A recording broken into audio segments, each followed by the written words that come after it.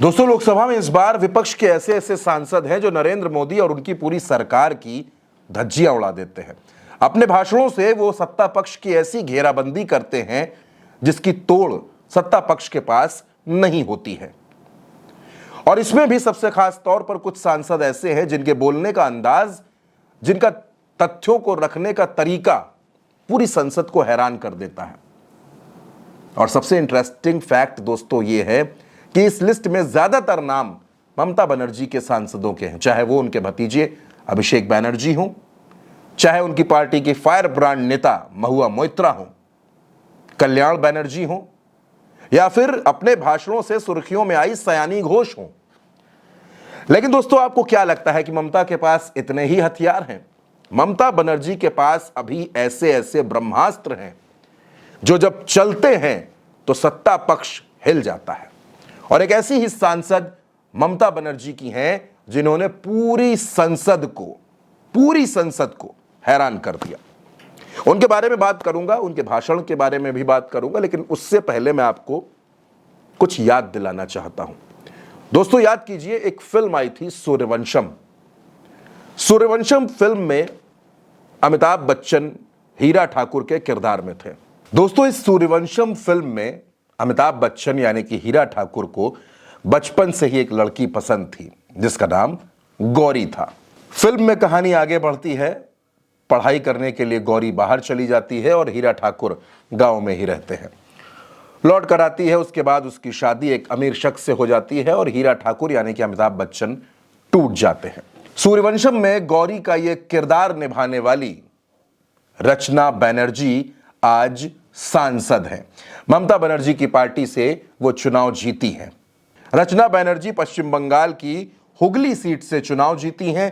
ममता बनर्जी ने इनको टिकट दिया था, इन पर भरोसा किया था और ममता के भरोसे को इन्होंने कायम रखा है। चुनाव जीतकर रचना बनर्जी सांसद बनी और सांसद बनने के बाद पहला मौका आया जब रचना बनर्जी को अपनी बात रखनी थी, तो रचना बनर्जी ने गांवों की समस्या, किसानों की समस्या, नदियों की समस्या, पानी की समस्या, इन तमाम बातों को बड़े ही रोचक अंदाज में और दोस्तों फैक्ट के साथ संसद में रखा।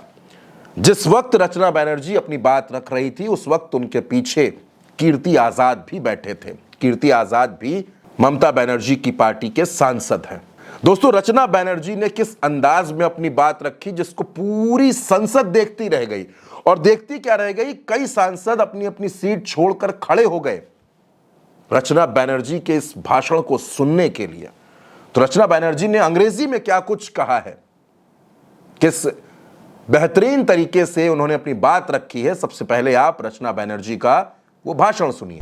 I rise today to draw the attention of this esteemed house to a grave issue that has been plaguing the people of my constituency, Hooghly, sir. The relentless Ganga river bank erosion in the Balaghar region is causing severe distress and devastation to the lives and the livelihoods of our citizens, sir.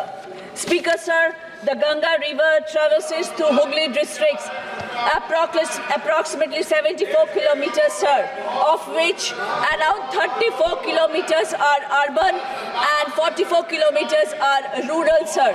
The rural stretch predominantly falls within this Balaghar block, sir. A more than 2 kilometer stretch of the riverbank area from Guptipara Ferry Ghat onwards in Balaghar is experiencing rapid erosion affecting our 9 Gram Panchayats, sir. In the rural areas, there are several char lands, sir. Thousands of families are losing their homes, agricultural land because of this, and access to basic amenities, sir, due to the relentless force of nature in this whole region. Lack of proper dredging has further aggravated this situation, leading to the formation of sandbars, sir. These sandbars obstruct the natural flow of the Ganga river, causing erosion and further damages, sir. I will take only few seconds more, sir. Speaker, sir, there is an urgent need for a comprehensive Balaghar master plan. One, commission and comprehensive study to evaluate the extent of erosion and understand underlying causes under vulnerability zones. Number 2, sir, construct and maintain robust embankments by reinforcing the vulnerable stretches, sir. Number 3, sir, initiate timely dredging operations to maintain the river's depth, prevent sandbar formation and stabilize the river bank, sir. I request the government to protect our river bank, safeguard our communities, sir, and restore hope to the people of Balaghar and ensure that their plight is alleviated through timely and effective action. Thank you so much, sir. Thank you so much. दोस्तों, बॉलीवुड के लोग अक्सर चुनाव लड़े हैं, चुनाव जीते हैं, हारे हैं, राज्यसभा में भी रहे हैं।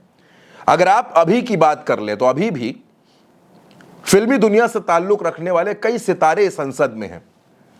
चाहे आप उसमें सायोनी घोष को देख लें, बंगाली फिल्म की एक्ट्रेस हैं, रचना बनर्जी भी एक्ट्रेस हैं, और बीजेपी में कंगना रनावत भी हैं।